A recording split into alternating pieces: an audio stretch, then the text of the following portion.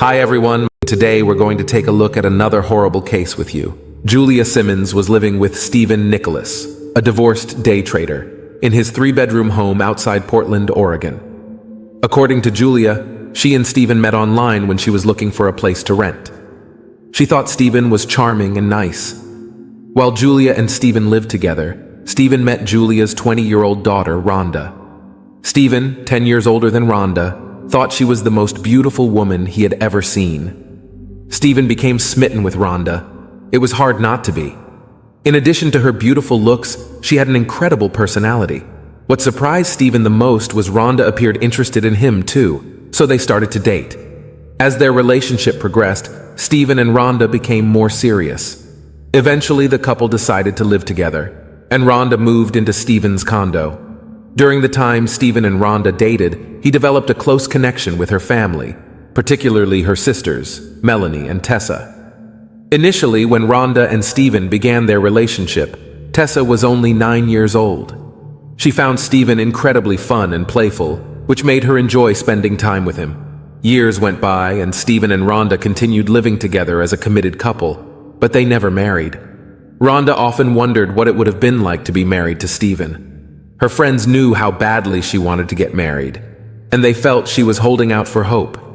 Stephen claimed they were going to get married in the summer of 2009, on his timetable. However, they did have a baby girl, and being a mother became the best part of her life. Her daughter became the focus of her world, and Rhonda cherished every moment she spent with her. She loved being a mom. Rhonda enjoyed being a mom and spending time with her daughter. However, she also yearned to restart her modeling career. According to Stephen, after Rhonda had their daughter, she was the heaviest she had ever been. Stephen claimed Rhonda felt disgusting. He said they made a commitment to hike the 25 best trails in Oregon together in an attempt to lose weight. After the birth of their daughter, Stephen expressed that things were going well in his and Rhonda's relationship, and they rarely argued. He believed that they had become stronger than ever before. However, a different story was told by Rhonda's friends. They revealed that Rhonda had confided in them about Stephen's abusive behavior. Rhonda had once taken pictures of her back using a mirror to document bruises caused by a fight with Stephen. On March 16, 2009, Stephen and Rhonda, who was 23, went on a hike on the Eagle Creek Trail. As the couple made their way down the trail, Rhonda captured a photo of Stephen using her cell phone. Before leaving for their hike, Rhonda jokingly texted her mother, "He's either going to give me a ring or throw me off a cliff, ha ha ha." The weather was beautiful as they continued their walk. However, Stephen later claimed that Rhonda started to behave strangely. According to Stephen, Rhonda asked him what would happen if anything ever happened to her, and if he would take care of their daughter. He said, of course. As the weather began to worsen, Stephen informed Rhonda that it was time to head home.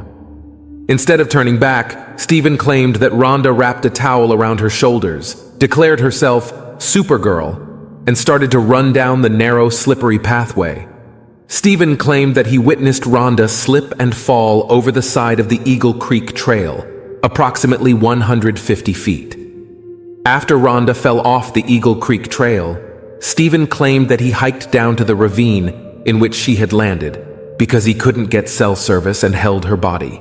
He tried to call 911 but had no service, leaving him no choice but to leave her behind. According to Stephen, he walked to the trailhead, where he finally managed to contact emergency services. Later that day, rescue workers removed Rhonda's body. According to Rhonda's family, Stephen showed no emotion during her memorial service. Stephen claims the exact opposite is true and said he was crying non-stop, and when he gets really sad, he shuts people out and wants to be alone. Shortly after Rhonda died, Stephen packed up his and their daughter's things and moved to the other side of Oregon with his daughter to live near his family. This move left Rhonda's family feeling suspicious. Rhonda's family wondered what had happened between the two of them during the moments leading up to Rhonda's death. In 2006, Stephen made a decision to relocate from the United States to China. This decision marked the beginning of a new chapter in his life. With his young daughter in tow, Stephen decided to settle in Wuxi, a city located approximately 75 miles outside of Shanghai. Stephen had lived in China during his first marriage and developed a love for the country and its people. While living in China, Stephen was hired to teach English to Chinese business people. His daughter, Rhonda, was adjusting to life in China quickly. Within 2 months of moving there, she had become fluent in Mandarin. Both Stephen and his daughter were thriving. During their time in China, Stephen met and fell in love with a woman named Landy Yin Yan. Landy and his daughter formed a strong bond, with Landy taking on the role of a mother figure. Stephen appreciated how Landy had stepped in and embraced the role of a parental figure to his daughter. After 1 year of dating, Stephen decided to take his relationship to the next level by asking Landy to marry him. To his delight, she said yes. In February 2015, Stephen and his daughter flew back to the United States, where the couple planned to marry.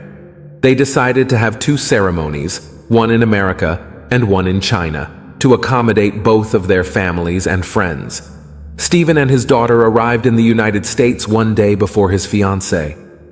As they got off the plane in San Francisco to catch their connecting flight to Oregon, an officer approached Stephen and informed him they needed to detain him because there was something wrong with his bag. Little did he know that this encounter would set off a chain of events that would change his life forever. Minutes later, the police arrived and separated Stephen from his daughter. Unbeknownst to him, the entire time he had been living in China, detectives had been working diligently on his girlfriend Rhonda's death investigation.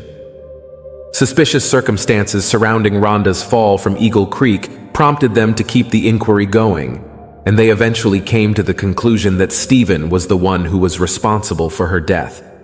Rhonda's mother had been instrumental in keeping the investigation open. She reached out to the detectives all the time, asking for updates.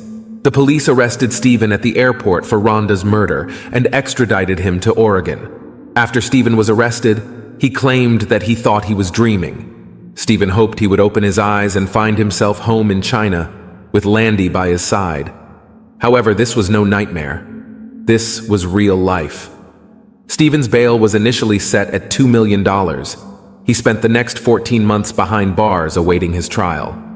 The judge reduced Stephen's bail to $250,000, and his attorney secured the bond. Then Stephen was released with an ankle monitor. When Rhonda's family found out Stephen had been arrested for her murder, they were overjoyed at the news, knowing that justice was finally being served. Rhonda's mother, in particular, could not contain her emotions as she heard the news and burst into tears. The arrest of Stephen brought a sense of relief and solace to Rhonda's loved ones, who had been mourning her loss for years. After Stephen's arrest, his attorney took his investigative team to the Eagle Creek Trail, where Rhonda fell to her death. They wanted to conduct experiments to prove to the court that Rhonda slipped in an accident and was not pushed by Stephen. Stephen's defense attorney said the Eagle Creek Trail is one of the most hiked areas in the Columbia River Gorge because of the beauty of the area. During one of Stephen's preliminary hearings, the medical examiner who performed Rhonda's autopsy after her fall from Eagle Creek determined Rhonda's injuries were all below her waist. This discovery was pivotal to Stephen's defense strategy, as it provided them with an opportunity to argue that Rhonda had taken her own life.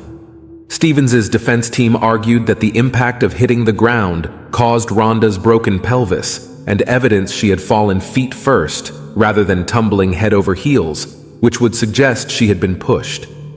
In addition to presenting evidence regarding Rhonda's injuries, the defense team also sought to utilize notes from her therapy sessions as evidence. These notes stated that Rhonda was depressed, but never expressed thoughts of taking her own life. Furthermore, Rhonda herself had described her relationship with Stephen as a loveless state. Stephen's defense team argued that Rhonda's depression and description of her relationship were indicators that she had chosen to take her own life. By presenting this evidence, they aimed to cast doubt on the prosecution's theory that Stephen had pushed Rhonda, causing the injuries that led to her death. Stephen later claimed that Rhonda was depressed and attempted to take her life multiple times before they ever met. Rhonda's family denied these allegations and accused Stephen of lying. Her loved ones claimed Stephen was blaming Rhonda for taking her life to get the attention off of him because he murdered her. According to Stephen, Rhonda also struggled with substance abuse since the age of 12. He alleged that she tried various drugs and had experimented with a wide range of substances. However, the medical examiner's report revealed only the presence of slight traces of marijuana and the prescription medication for anxiety and depression that Rhonda was taking due to struggles with postpartum. Disturbing evidence emerged during the preliminary hearings into Rhonda's murder, shedding light on the involvement of Stephen. It was revealed that Stephen had been involved in a romantic relationship with Rhonda's 16-year-old sister, Melanie. This revelation raised eyebrows as Stephen was in his 30s while Melanie was still a minor. The state presented the court with the argument that Stephen's inappropriate relationship with Melanie could potentially be a motive for murdering Rhonda. Rhonda had become aware of her husband's actions behind her back, leading to tensions and a possible motive to kill her. After Stephen was arrested for Rhonda's murder, he was indicted on 2 counts of third-degree sexual assault and 3 counts of third-degree sodomy regarding his relationship with Rhonda Casto, his girlfriend Rhonda's sister. While awaiting trial for Rhonda's murder in 2005, Stephen pleaded guilty to 2 counts of sexual abuse. The statement signed by Stephen read, "I had sexual intercourse with Rhonda Casto twice." However, Stephen claimed that he was coerced into admitting the sexual abuse and that his admission was untrue. According to Stephen, the only reason he pleaded was that the law would allow him to fight and potentially regain custody of his daughter. Stephen said that he was desperate and wanted his daughter back. On the other hand, the state claimed that the relationship between Stephen and Melanie lasted over 4 years. Later, Stephen would admit he did have a sexual relationship with Rhonda's teenage sister. The state presented a text message Rhonda sent to her teenage sister Melanie, who had an illicit relationship with Stephen before she and Stephen went on that fateful hike on Eagle Creek the day she fell to her death. In the text message, Rhonda referred to Stephen as a piece of garbage and said Stephen used Melanie to hurt Rhonda. Rhonda's mother stated Rhonda knew that Stephen was trying to drive a wedge between Rhonda and Melanie.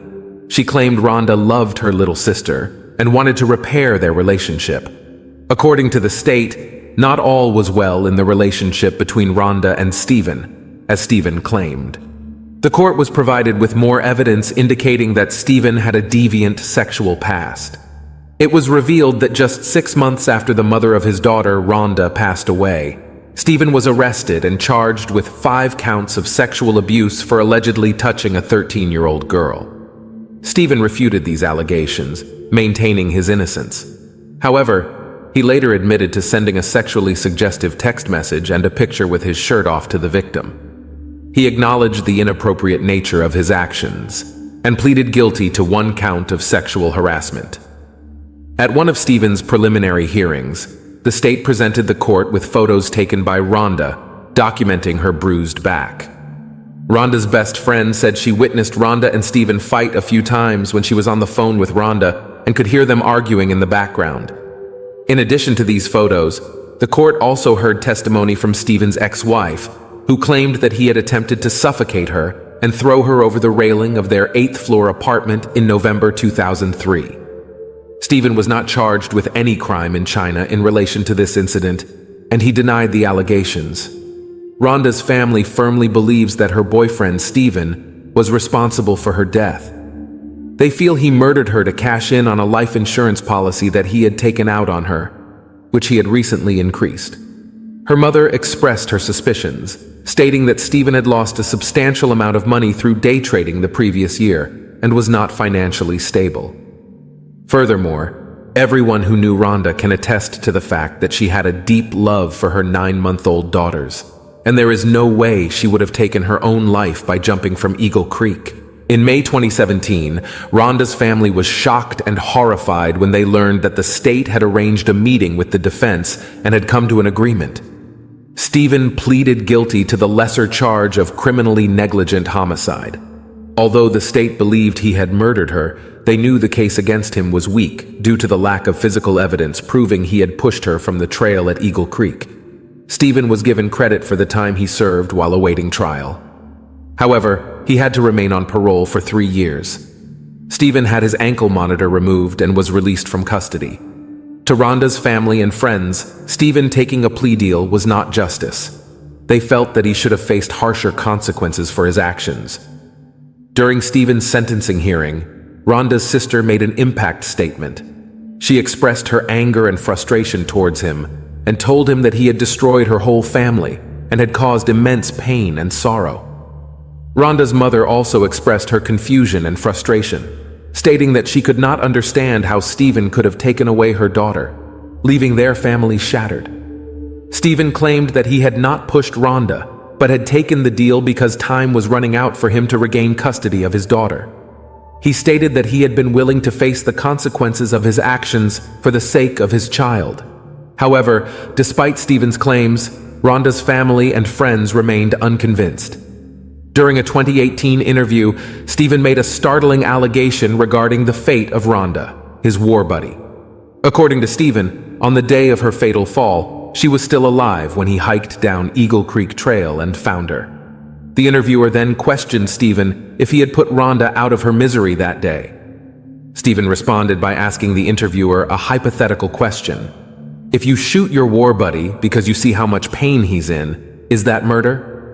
He argued that such an act could be considered a justified homicide, although it was still a homicide.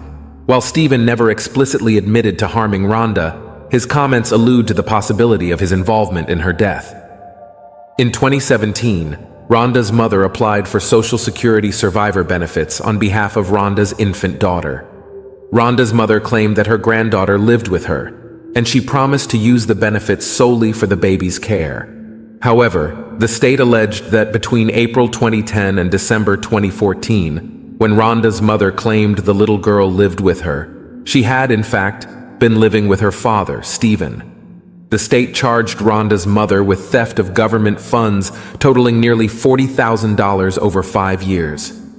Rhonda's mother's defense attorneys asserted that she was determined to prevent Stephen from getting custody of his and Rhonda's daughter. She didn't want Stephen to capitalize on the $1 million life insurance policy he had taken out on Rhonda's life. The defense argued that Rhonda's mother's actions were driven by her desire to protect her granddaughter and ensure she was not exploited.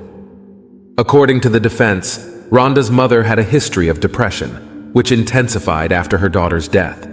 In order to cope with her grief, she relied on marijuana as a means to self-medicate. The defense team contended that she used the drug as a crutch, that it clouded her judgment and impaired her ability to think clearly. The judge sentenced Rhonda's mother at the age of 53 to 1 month in a halfway house and 3 years of probation. This sentence was imposed after the mother pleaded guilty to the theft of government funds. In addition to the jail time and probation, Rhonda's mother was also ordered to pay back the stolen benefits, amounting to $39,124. Rhonda and Stephen's daughter had been in foster care since the Department of Human Services took custody of her in October 2015. This decision was made after Stephen had pleaded guilty to sexual abuse in the case of the 13-year-old girl. As a result, an Oregon court terminated his parental rights. However, Stephen appealed this decision.